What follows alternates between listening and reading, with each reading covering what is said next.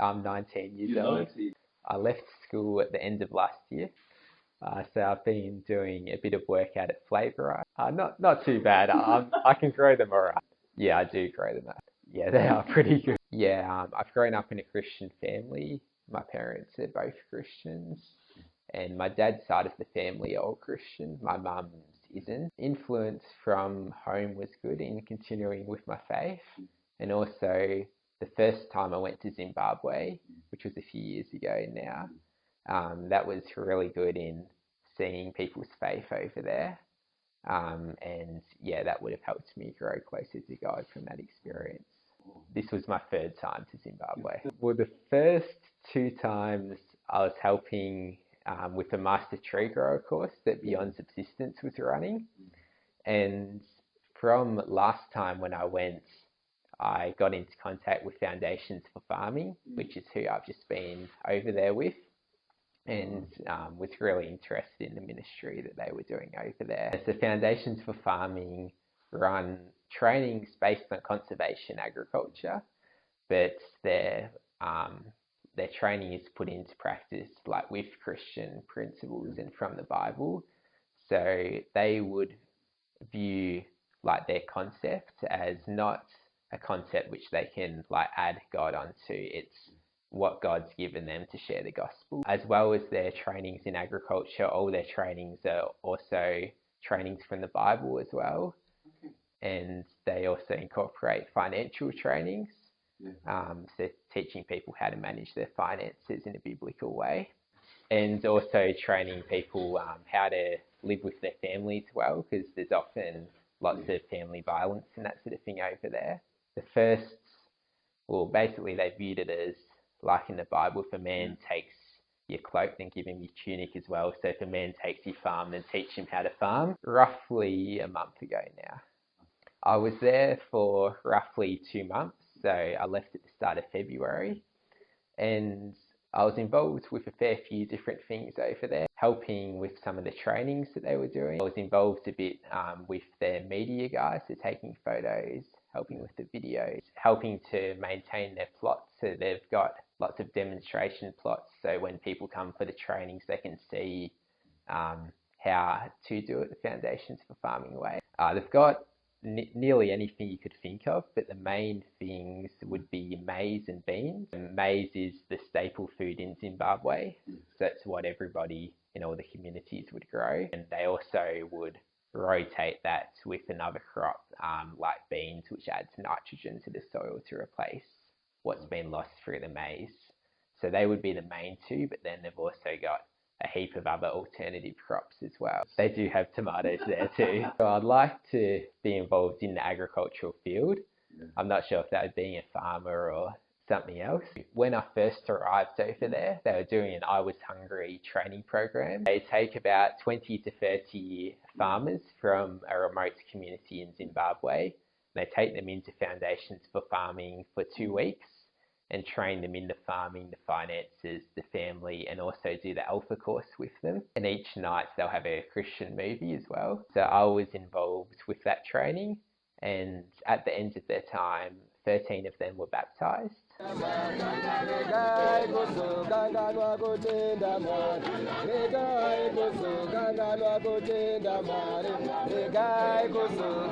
Between 25 and 30 that went there. Wow. A lot of people in Zimbabwe would consider themselves Christians, but there's also a lot of Christian cults over there, which are a big problem. So a lot of them wouldn't have been getting taught the right thing. A lot of those people would have heard about Jesus and that sort of thing before, but they wouldn't know necessarily the right things. Yeah, about 2 months. So I was originally meant to be over there for 3 months. And I was planning on extending that a little bit more. Because of the corona, I had to head back. It's hard to tell how badly it's happening because the government doesn't allow any media against what they say, and they also don't have the medical systems to cope. So they also don't really have the testing facilities. So from what they're saying, it's not that bad, but you don't know. It might be true, it might not be. The main reason, if I didn't head back then I could have been stuck over there for a fair while afterwards. Then it gets complicated with travel insurance, visas. I ended up, I had 3 sets of flights cancelled and then were able to get out on the 4th set of flights. The first ones were already my original flights, which I was able to change. And then I had to pay for the next sets, but they got moved free of charge by the airline because they cancelled them. But then I had to pay for another set as those ones were cancelled as well. So I went from Zimbabwe to South Africa to Qatar to Perth and then to Melbourne. When I left, I was originally planning on going from Zimbabwe to South Africa to Dubai, then Sydney, then Melbourne. Yeah. But as I was in Johannesburg, I wasn't able to board those flights as they got cancelled. So then that's how it all changed, and I stuck in Johannesburg for a fair while. About 18 hours. I think they were a bit worried, yeah. It wasn't part of my plan for any of that to happen. But yeah, it helped me to learn that it's always best to follow God's plan, as like what happens, I wouldn't have had any idea of that happening a couple of months ago. God always has a reason for these things happening. So the other big thing would be trusting in Him for not just necessarily the big things, but for everything. Quite tough being over there in Zimbabwe. So it helped, like just the small things like safety if you went somewhere, or like for electricity even, or that sort of thing. You're like grateful to God for providing those things and trusting in Him that He would provide them for you. It's not too much the safety which is a problem. The bigger issues would be there's no electricity 90% of the time. There's no water in lots of places too. There's also big food security problems, so often people will struggle to get food. Traveling anywhere is extremely hard because there's fuel shortages.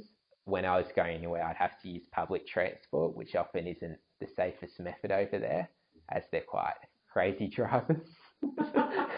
When I started talking, they'd know I definitely wasn't from there. There would be other white people in Zimbabwe, not people with an accent like my one. I'd definitely consider going back to Africa, possibly long term, if that's part of God's plan, which I'd be keen to do in the future. Seeing the Foundations for Farming ministry and what they're doing over there was really great to see. I'm really interested in agriculture and also ministry as well, and it's combining the two together really well. So if I went back over there, I'm not sure if it would be Zimbabwe or somewhere else, but if that's part of God's plan, then yeah, it's kind of different needs in different countries. So there's a need everywhere. In Zimbabwe, it's more like food security, that sort of thing. A lot of people, before they do the Foundations for Farming training, they might only be getting half a tonne of maize per hectare, which isn't enough to give them enough food for the year. They should be able to get about 10 tonnes per hectare. With the Foundations for Farming method, they have a thing called a Fumpudza plot, which is when they've got an area 1/16 of a hectare, and from that plot they can feed a family of 6 for 1 year from 1/16 of a hectare, which anybody would have that land over there pretty much. It provides, with a small amount of land, you can provide for your family, and if you've got more land, then you can be selling more to make a profit. There's a big need for that sort of thing. Yeah, definitely, because when I was over there, actually, the government's agricultural minister put through legislation making Foundations for Farming national policy for the next season. So the government's got to a point where the food security is getting so bad, there's so many people in hunger, that they've gone to Foundations for Farming to train 1.5 million subsistence farmers. So one day we had an international training at Foundations for Farming. So people would come in from other parts of Africa and the world to do this training. And we're heading out on a bus to a demonstration at an agricultural college. And on the way out there, we're crossing a little bridge, but on the other side of the bridge, the road went up really steeply. So the bus actually got stuck because the engine was at the back. So it was too steep. So the bus got stuck on the bridge. And at the same time, all the brakes caught fire. So everyone bailed off the bus. Then they're trying to find a fire extinguisher, which was actually working to put out all the fires. And they got one eventually, and that was all good. But then the bus was still stuck on this bridge in the middle of nowhere. And like we're trying heaps of things to get it off, like packing the road with rocks and all sorts of things, but none of it was working.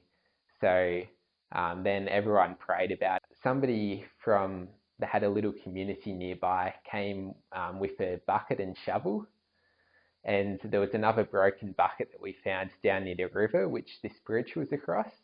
So we're able to, with that, go down to the river and shovel a heap of sand and then build up the road. So it's a really good thing of how God was providing for us. Like in the middle of nowhere, He provided a bucket and a shovel, and we're able to build up enough sand to get the bus past that bridge. A few hours, all morning and a bit of the afternoon as well. That one didn't. A bit later on, it caught fire again, so we had to leave that one behind. But then we got in another bus which took us back. This was actually a hired bus. But it's very different in both places, so yeah, I'll just be getting used to that. I'm not sure if there'd be anything in particular. Another time I went to Gokwe, which is a place in Zimbabwe where I've been to before to do ministry down there with my dad and some others. And I went down there. It was a bit of a long trip to get there. Normally it's about 5 hours, but it took us 11 because of a few different reasons. Yeah. And down there, we went out to a remote little bush church. It was about 30 kilometres on a little track going out into the middle of nowhere. Did a church service out there, and I did a bit of a Bible study beforehand as well. And halfway through the church service, it started pouring with rain. So we were meeting under a tree. So then we had to go into little African huts, like a little round one with a grass roof, and had the rest of the service in there. And then heading back out, we actually nearly got bogged because of all the rain. It was a dirt road, so we nearly got stuck out there, but we got through. And we also nearly had a head-on collision with an oxen cart too, because there were some oxen towing a cart, and they were going very quick around one corner. We were coming the other way, so they ended up off in the scrub the other side. So there's all sorts of experiences like that. I'd just like to thank everyone for all your prayers when I was over there, and also coming back as well, and all the support that you gave me. I really appreciate all of them. Yeah, and I could definitely feel that lots of people were praying for me. So thank you for that.